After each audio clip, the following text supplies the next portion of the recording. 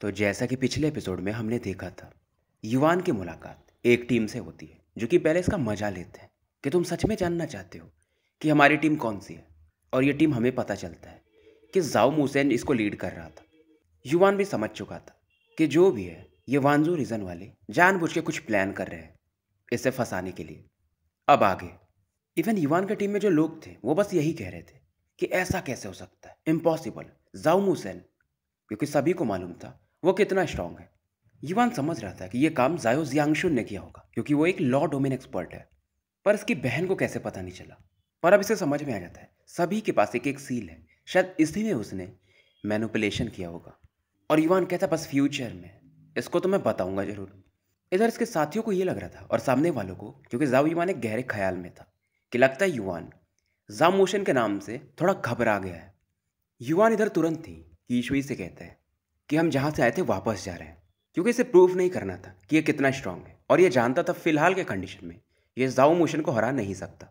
और बस यही नहीं है ना, इसके अलावा जो सामने के भी बंदे हैं वो भी काफ़ी स्ट्रांग है, तो इसके टीम को प्रॉब्लम होगा। इधर सामने वाले जो 8 बंदे थे ये युवान को समझाने की कोशिश करते हैं कि लगता है आपको समझ में नहीं आया, यहीं वेट करो। पर युवान इनको इग्नोर मारता है और अपनी टीम को पीछे भेजने लगा था।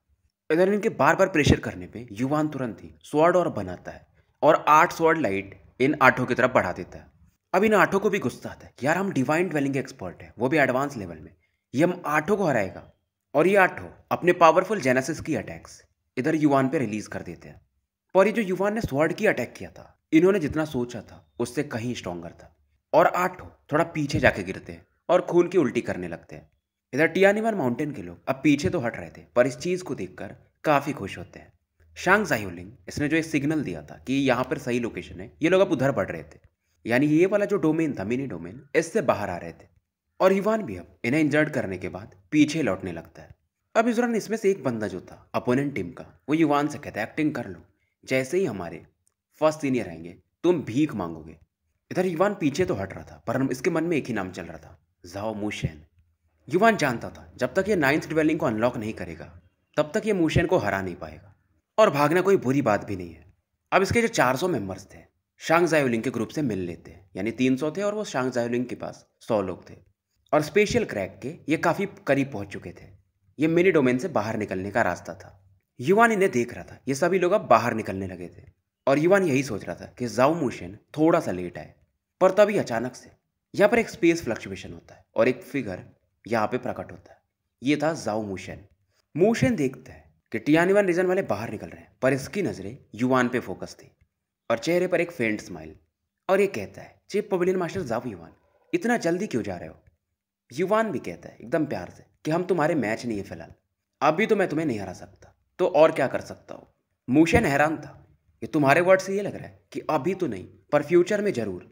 युवान इस बार कोई कमेंट नहीं करता है और इसका हाथ जो पीछे था उससे ये इशारा कर रहा था कीशुई वगैरह को कि निकल जाओ। मुशेन इस चीज़ को ध्यान नहीं दे पाता है और इधर युवान बात जानबूझ के बढ़ा रहा था। ये मुशेन से कहता है लगता है तुम मेरे में काफ़ी इंटरेस्टेड हो, क्योंकि तुम लोगों ने अपने लॉ डोमेन को भी इन्वॉल्व कर लिया मुझे फर्स्ट राउंड में एलिमिनेट करने में। मुशेन भी हंसता है कि तुम्हें पता चल गया मतलब। युवान बस क्रॉस चेक कर रहा था और इसका तीर सही जगह लगा था, यानी जो इसने सोचा था वैसा ही था। इधर मुशेन समझ रहा था। ये युवान से कहता है समय ऐसा बिता के मतलब नहीं, तुम्हारे लोगों को छोड़ दूंगा, मैं बस तुम में इंटरेस्टेड हूँ। युवान भी एकदम कह देता है ठीक है मैं नहीं जा रहा। दोनों एक दूसरे को नजरें मिला के खड़े थे। इधर कीशुई जाना नहीं चाहती थी पर युवान के बार बार कहने पर इसे जाना पड़ता है। अब इनके जाते ही जैसे ये लोग निकल जाते हैं युवान भी काफी तेजी से स्पेशल क्रैक की तरफ बढ़ता है। और इस समय जो टेक्निक था सेलेस्टियल शैडो आर्ट, ये उसे यूज करता है। इसका स्पीड काफी बढ़ चुका था पर मुशेन को गुस्सा नहीं आता है, ये हंसता है, इसकी टेक्निक खतरनाक है। पर इस दौरान मुशेन के जो आईब्रोज पर एक लोटस सिंबल था वो चमकता है और युवान जो कि एक तरह से शैडो बन के जा रहा था उसे अब ये देख सकता था। और ये कहता है मेरे हाथों से बचना असंभव के जैसा है। और ये कहता है युवान तुम काफी वीक हो। अब ये दोनों अपने पाम को कुछ हैंड साइंस बनाता है और एक शटल बनाता है, समझ लो निडल टाइप कोई अटैक, जो कि कुछ इंच लंबा होगा। पर इसमें जो ऑरा थी काफी डेंजरस थी, जो कि मानो स्पेस को चीर करके बढ़ सकती थी। और इस शटल पे 9 कलर चमक रहे थे। इधर युवान जो स्पेस क्रैक था उसके काफी करीब पहुंच चुका था।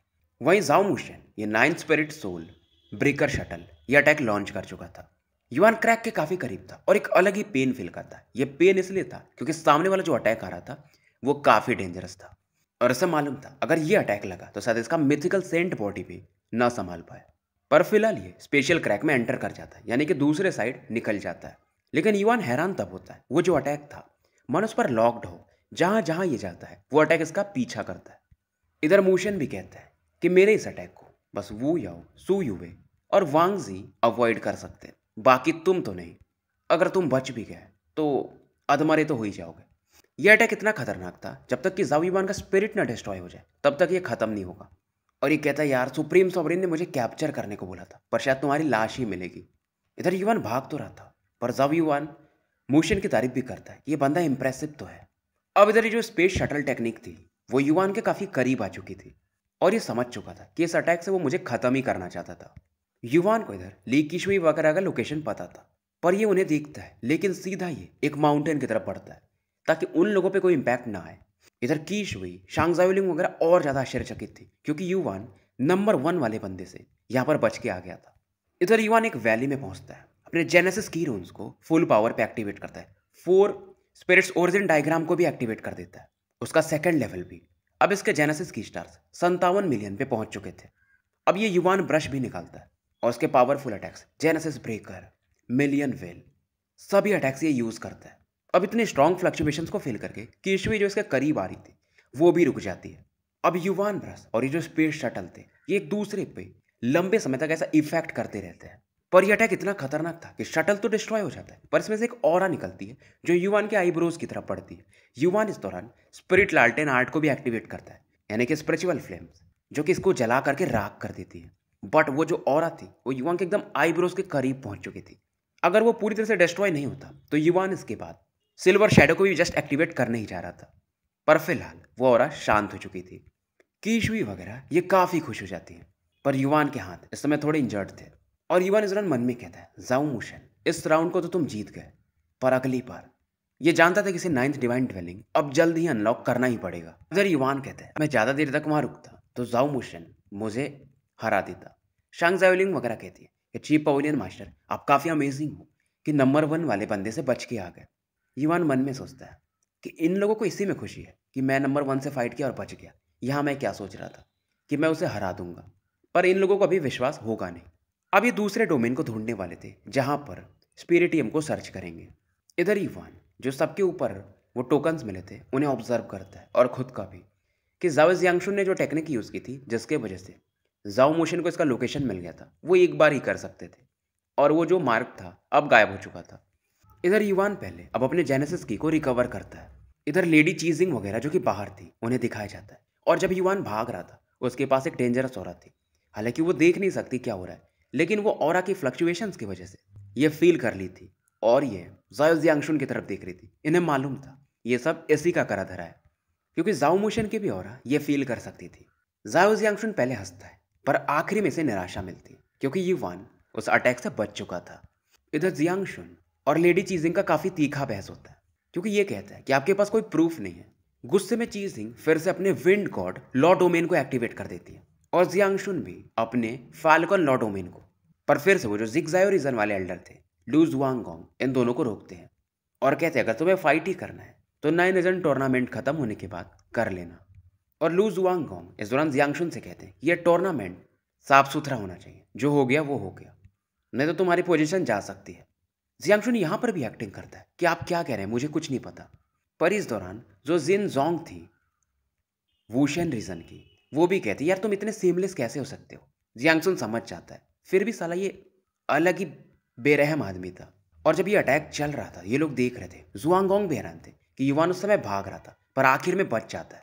और बहुत सारे ये जो लॉ डोमेन एक्सपर्ट्स थे ये कहते हैं कि युवान के अभी 8 डिवाइन ड्वेलिंग अनलॉक है, 9वां अगर ये करेगा तो ये बंदा कुछ अलग कर सकता है। इधर युवान कल्टीवेशन कर रहा था और अपने 9th डिवाइन ड्वेलिंग को प्रोब करने की कोशिश करता है, पर शायद अभी भी उसमें काफी समय था, अच्छी खासी ऑरा चाहिए। और इसे समझ में आता है कि अगर ये डिवाइन इमोर्टल फ्रूट भी खा लेता तो शायद इसका 9th डिवाइन ड्वेलिंग अनलॉक नहीं होता, क्योंकि उसे अच्छी खासी ऑरा चाहिए और मानो उस पर एक लॉक बना हो। इधर की इशू ही आती है कि हमने अलग अलग लोकेशंस स्पिरिटियम के लिए सर्च कर लिए, यानी कि मिनी डोमेन्स। और सबसे पहले शांग जायोलिंग आती है क्योंकि इसका जो परसेप्शंस था वो काफी अच्छा था और ये बताती है कि एक लोकेशन पे स्पिरिटियम तो काफी है, शायद वो फॉलन शैडोज वाला लोकेशन है। फॉलन शैडोज उस लोकेशन को कहते हैं जहाँ पर लॉ डोमेन एक्सपर्ट्स कभी मारे गए रहते हैं। हालांकि ये जगह काफ़ी डेंजरस भी माना जाता है। अब इस लोकेशन पर ये लोग काफ़ी तेज़ी से बढ़ते हैं। युवान को यहाँ पर एक बड़ा सा लेक दिखता है जहाँ पर थोड़े बहुत फॉग वगैरह भी ऊपर में देखे जा सकते थे। और इन्हें पता चलता है कि इन्होंने 20 लोगों को जाते हुए देखा था, पर वो वापस नहीं आए थे।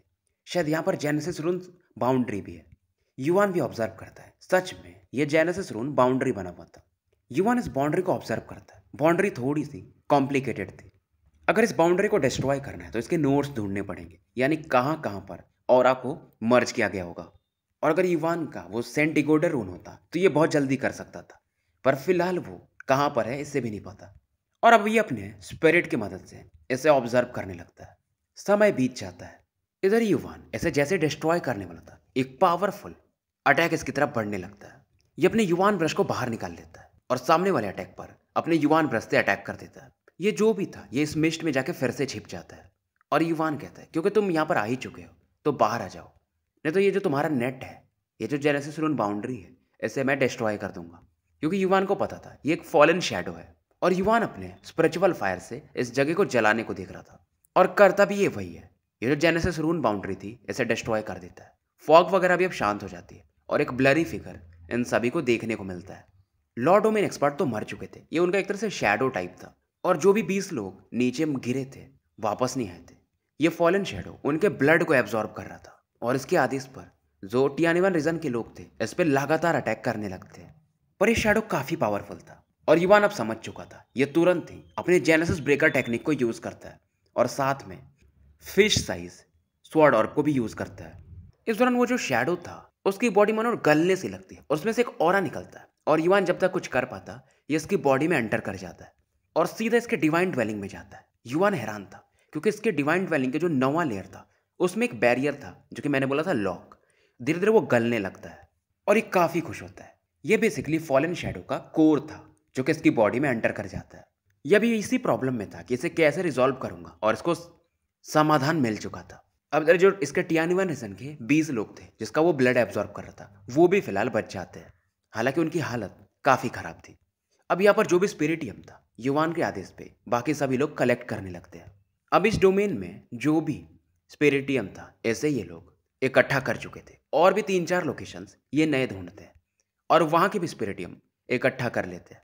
और इस दौरान इन्हें 2 और फॉलन शैडोज मिलते हैं जिनकी ऑरा को यानी कोर को एब्जॉर्ब करके युवान का जो 9 डिवाइन ड्वेलिंग का बैरियर था वो और कम हो जाता है। एक नया मिनी डोमेन ये ढूंढते हैं और वहां पर फिर से ये लोग एंटर करते हैं। और यहाँ पर एंटर करते हैं युवान हैरान था क्योंकि यहाँ का जो जेनेसिस की कंसंट्रेशन था बाकी जितने भी डोमेन्स में ये कहते उससे कहीं ज़्यादा था। कीच भी फिर कहती है यानी ये ज़्यादा डेंजरस होगा, यानी दूसरी टीम इन्हें मिल सकती है। अब शांग जायोलिंग कुछ टीम को लेकर इस लोकेशन को ऑब्जर्व करने लगती है। इस दौरान 2 घंटे बीत जाते हैं। शांग जायोलिंग वापस तो आती है, उसके चेहरे पर एक सीरियस एक्सप्रेशन था और अब आने के बाद ये बताती है कि यहाँ पर 2 टीम है। पहले टीम लियू किंगशू की है जो कि वांजू रीजन से है, यानी जिस रीजन से जाओ मुशेन है। और दूसरी टीम को लीड कर रहा है जाओ युंग जायो जो कि वूशेन रीजन का है। पहला नाम तो ठीक है पर दूसरा नाम युवान को याद था। ये वही बंदा है जो कि वू याओ के साथ एक बार ग्रेट वू एम्पायर आया था और युवान पर पीछे से अटैक किया था। लियू किंगशू भी काफ़ी फेमस थी। यह हमेशा जाओ मुशेन के अगल बगल घूमते रहती थी। और जायोलिंग बताती है कि हम उन्हें स्काउट कर रहे थे और उन्होंने भी हमें ऑब्जर्व कर लिया था और उन दोनों ने बोला है कि अगर आपको स्पिरिटियम वगैरह चाहिए तो आप जाकर के उनसे डिस्कस कर सकते हो। अब कीश भी थोड़ी टेंशन में आ जाती है कि ये लोग फंसा रहे होंगे। युवान स्माइल करता है कि तुम लोग बस गार्ड पे रहो, मैं देखता हूँ उनसे बात करके आता हूँ। क्योंकि युवान यहाँ पर डरता तो किसी के बाप से नहीं है। ठीक है टॉप 3 वाले होंगे स्ट्रॉन्ग, पर इनको तो ये गिनता भी नहीं है। युवान आगे बढ़ता है और एक हिल पर ऐसे 2 लोग दिखाई देते हैं और इनके पीछे में इनके अपने अपने टीम मेंबर्स खड़े थे। अब युवान की नज़र पड़ती है लियू किंगशू पर जो कि दिखने में काफ़ी सुंदर थी। पर ये लड़के युवान को जब देख रही थी तो एक अलग ही ऐसा नफरत टाइप, एक प्राउडनेस कि हम ज़्यादा स्ट्रांग हैं, कुछ वैसा युवान फील कर सकता था। अब युवान की नज़र पड़ती है जाओ युंग जाओ पर। दूसरा वाला बंदा स्माइल दे रहा था पर एक वीकेड स्माइल, और ये वही पुरानी बातें करता है। मुझे लगा नहीं था कि तुम इतनी जल्दी चीफ पवेलियन मास्टर बन जाओगे, पर शायद तुमने जगह सही पिक किया। यानी ये टियानिवन रीजन को कमज़ोर बता रहा था, तभी तुम चीफ पवेलियन मास्टर बन पाए। युवान इसकी तरफ देखता है और कहता है तुम्हारे जैसा चूहा जो कि पीछे से अटैक करता है, तुम तो बात करने के लायक भी नहीं हो। युंग जाए को भी गुस्सा आता है कि बातें तुम काफ़ी बड़ी कर रहे हो। पर बीच में किंगशू बोलती है कि तुम लोग अपने मैटर्स कभी और सॉर्ट कर लेना, फिलहाल हम इस स्पिरिटियम को कैसे बांटना है। और किंगशु स्माइल करके बोलती है, क्योंकि हम पहले आए, इस मिनी डोमेन में टोटल 9 लोकेशन है, तो हमारा जो वांजू रीजन है वो 4 लोकेशन को लेगा, इनका वुशेन रीजन 3 को, और बचे यानी कि 2 वो तुम्हारे। और किंगसू स्माइल करके कहती है कि चीफ पवेलियन मिनिस्टर जाओ युवान, क्योंकि आप लेट आए थे तो फालतू में बैटल करके भी मतलब नहीं है, जितना मिल रहा है आपको ले लेना चाहिए। और इसका इशारा यही था कि आपकी टीम भी कमजोर है। युवान कहता है मैं समझ रहा हूँ, पर इसके चेहरे पर एक अलग स्माइल था, और ये कहता है कि मुझे वैसे भी खून खराबा पसंद है, तो मुझे ये 9 लोकेशंस चाहिए, तुम दोनों में से किसी को कुछ नहीं मिलेगा। और जैसे युवान ये बोलता है, किंगशु और जायुंग जायो ऐसे एकदम भौहें सिकोड़ के युवान को देखने लगते हैं कि भाई इसकी औकात क्या है, ये हमारे सामने बात करेगा। और ये लड़के किंगशु हैरान थे, क्योंकि युवान शुरू से ही एक सुपीरियर बंदा खुद को दिखा रहा था कि भाई मैं भी तुमसे कम नहीं हूँ, कुछ वैसा। और किंगशु अब युवान को समझाने लगते हैं कि तुम जो कर रहे हो, अगर ये हमारे वांजू रीजन को पता चल गया तो हमारी जो अलग अलग टीम्स बटी हुई हैं वो तुम्हें छोड़ेंगी नहीं। और खास करके अगर तुम मेरे बड़े भाई जाओ मूशन से बाद में मिले तो। मतलब ये जाओ मूशन के नाम पर युवान को डराने को देखती है। अब इसकी बात सुनकर युवान हंसता है। जाओ मूशन टेंशन मत लो, मैं उससे मिल चुका हूँ और हमारा एक उधारी है, फ्यूचर में मैं उससे सेटल कर लूंगा। अब ये सुन करके जाओ युंग जायो और लिू किंगशु दोनों हैरान थे कि ये जाओ मूसन से मिला और ये बच कैसे गया। यानी ये ऐसी कहानी बना रहा है, क्योंकि इस लड़की के दिल में तो जाओ मूशन इनविंसिबल है, उससे कोई हरा नहीं सकता और उससे कोई बच नहीं सकता। और युंग जायो भी हंस रहा था कि तुम्हारे तरीके काफ़ी सही हैं। और किंगशु भी कहती है कि युवान मैं गेम वगैरह नहीं खेलना चाहती हूँ, और क्योंकि तुम्हें यह शर्त मंजूर नहीं है कि तुम्हें 2 लोकेशंस मिलेंगे तो अपनी टीम लेकर निकल जाओ। अब युवान देखता है, कहता है कि तुम हो कौन, तुम दोनों, क्या तुम दोनों अपने को जाओ मूशन समझते हो। इस दौरान युंग जायो और ये किंगशु एक दूसरे की तरफ देखते हैं, और इनके टीम वाले भी अब अपनी ऑरा रिलीज करने लगे थे कि शुई भी समझ जाती है, ये अपनी भी टीम को ऑरा रिलीज करने को कहती है। शांग जायोलिंग वगैरह थोड़ी घबरा रही थी, क्योंकि सामने 2 टीम है, पर कीशुई समझाती है युवान अगर यहाँ पर आया है तो उसके पास प्लान तो होगा ही। इधर जाओ युवान देखता है और कहता है क्या तुम दोनों हंस के मतलब फाइट करना चाहते हो। अब ये लड़की और मजे लेती है, वैसे भी आप तो टियानिवान रीजन के नंबर 1 बंदे हो, तो फर्क क्या पड़ता है। युवान फिर से कहता है क्या ये तुम दोनों का फाइनल डिसीजन है। युंग जायो हंस रहा था कि भाई एक्टिंग बंद कर, 9वें नंबर पर होगा तू, पर हमारे सामने कुछ नहीं है। लास्ट टाइम मैं तुझे मार नहीं पाया था, पर इस बार नहीं। अब ये अपने जेनेसिस की स्टार्स को रिलीज करता है, जो कि 33 मिलियन के आसपास थे, और इसका कॉन्फिडेंस भी काफी ज्यादा था। और ये यहीं पर नहीं रुकता, ये कहता है जाओ युवान मुझे पता है कि तुम भी 4 स्पिरिट रून्स यूज कर सकते हो, तो ऐसा मत समझो कि हम 8 रीजन्स के पास ऐसी कोई टेक्निक नहीं होगी। और ये भी एक टेक्निक यूज करता है वूशेन हैक्स करके। अब इसके आसपास 4 कर्स सील्स बनते हैं, और इस समय इसका पावर यानी एक कर्स सील्स 3 मिलियन से बढ़ाता है, तो 33 तो थे 12 बढ़ जाते हैं, 45 मिलियन इसके जेनेसिस की हो जाते हैं। युवान समझ रहा था ये वूशेन हैक्स इसके 4 स्पिरिट रून से बिल्कुल भी कम नहीं है।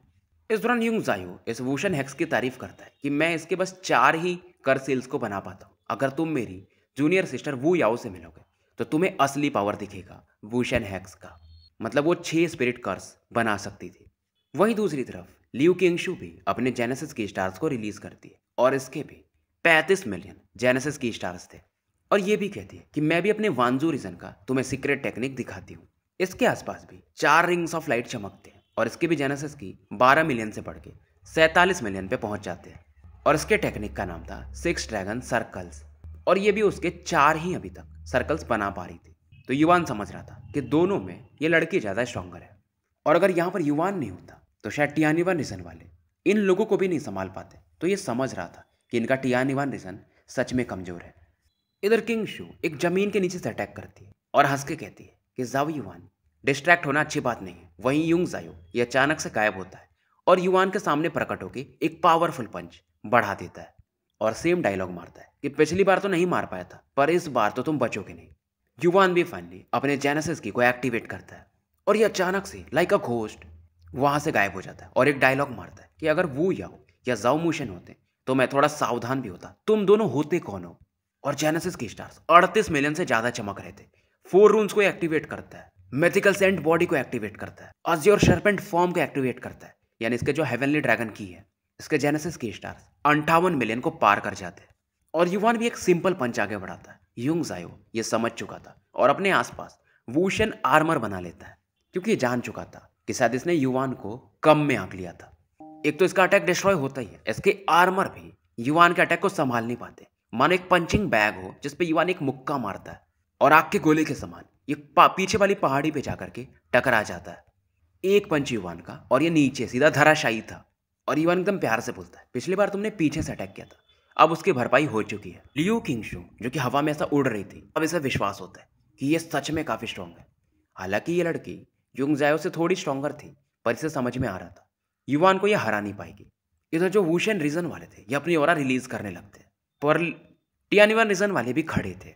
और युवान पहले से प्लान कर गया था। इसकी टीम अचानक से अटैक करती है वुशन रीजन और वांजो रीजन पे। इन दोनों टीम को पीछे हटना पड़ता है। किंगशु इस दौरान युवान को समझाती है कि तुम अभी इस समय के बारे में सोच रहे हो, आगे भी तो बहुत मिनी डोमेन है और हमारे दुश्मन क्यों बनना चाहते हो। युवान इसकी बात अब सुनना भी नहीं चाहता था और सीधा अब इस लड़की की तरफ आगे बढ़ता है। किंगशु पीछे हटने लगती है। ये समझ रही थी ये बंदा बेरहम है। अब इस दौरान इसके जो कुछ साथी थे वांजो रीजन के, वो इसको संभालने के लिए आगे आते हैं। अब इन लोगों को भी देखकर युवान को फर्क नहीं पड़ता है। ये अपने स्वॉर्ड पिलोरा को रिलीज करता है। किंगशु तुरंत ही अपने साथियों को सावधान करती, पर उनको भी घमंड था कि ये कर क्या लेगा और ये लोग इसकी बात मानते नहीं है। तो युवान के एक अटैक से ये भी पीछे जाके गिरते हैं और खून की उल्टी करने लगते हैं। किंगशु को भी लग रहा था कि शायद इस युवान को छेड़ना नहीं चाहिए था। और युवान इधर इसकी टीम वुशन रीजन के बहुत सारे लोगों को एलिमिनेट कर चुके थे।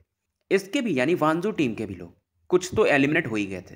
किंगशु दिमाग लगाती है और युवान से कहती है कि जो लोकेशंस हैं उनमें से 5 तुम ले लो। अब युवान स्माइल करके पूछता है तो वुशन रीजन को कितना दे रही हो। किंगशु स्माइल करती है कि जायो तो हार चुका है, तो उन्हें लोकेशन देना क्यों है। मतलब ये लड़की इतनी ज़्यादा क्रूवेल हार्टेड थी।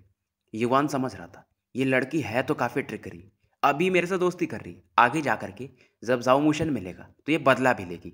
और ये युवान को एक न्योता भी देती है कि अगर तुम बस 5 रीजन पे ही मान जाओ तो हम वांजो रीजन वाले तुमसे दोस्ती कर लेंगे। पर युवान इसे समझ चुका था और ये सीधा कहता है तुम्हें यहाँ का एक बाल भी नहीं मिलेगा, निकल जाओ यहाँ से। किंगशु फिर से डायलॉग मारती कि तुम दुश्मन बनना ही चाहते हो। युवान को फर्क नहीं पड़ता है। ये बोलता है 10 गिनती, उसके बाद फिर हमारी टीम तुम्हारे पे भी अटैक लॉन्च कर देगी। इधर किंगशु भी डिसीजन बना चुकी थी, पर जाने से पहले युवान से कहती है यह टूर्नामेंट तो अभी शुरू हुआ है, देखते तुम कब तक टिकते हो। अब ये लोग जा चुके थे और युवान इस समय काफ़ी एक्साइटेड था। अब युवान को यहाँ पर भी एक फॉलन शैडो मिलता है जिसके कि कोर को ये एब्जॉर्ब कर लेता है और ये इसका 9वां फॉलन कोर था। और यहाँ के जो 9 लोकेशंस थे हर एक जगह के स्पिरिटियम को ये कलेक्ट कर चुके थे। पर इस दौरान किशु ये बताती है कि जब हम फाइट कर रहे थे तो हमारा अच्छा खासा जेनेसिस की ये लॉस हो चुका है और क्योंकि यहाँ की ऑरा काफ़ी बजर्क है तो हम इसे बहुत धीरे धीरे ये अब्जॉर्ब कर पा रहे हैं। युवान स्माइल करता है और एक जेड टैबलेट इन्हें निकाल के देता है। इसके अंदर में इसने अपने हेवनली पाइथन की को यानी अज्योर ड्रैगन की को छिपाया था, जिसकी मदद से इस ऑरा को इजीली रिफाइन किया जा सकता है। और जब इसे यूज़ करते हैं ये लोग तो ये इजीली ऑरा को एब्जॉर्ब कर पा रहे थे। युवान बोलता है इसका इफेक्ट तो है पर 3 दिन तक ये काम करेगा, क्योंकि इसके अंदर में जो हेवनली ड्रैगन की है वो 3 दिनों के बाद खत्म हो जाता है। पर फिलहाल ये इन लोगों के लिए काफ़ी था। कीशुई अब इसके बाद यहाँ से चली जाती है और ये लोग भी कल्टीवेशन करने लगते हैं।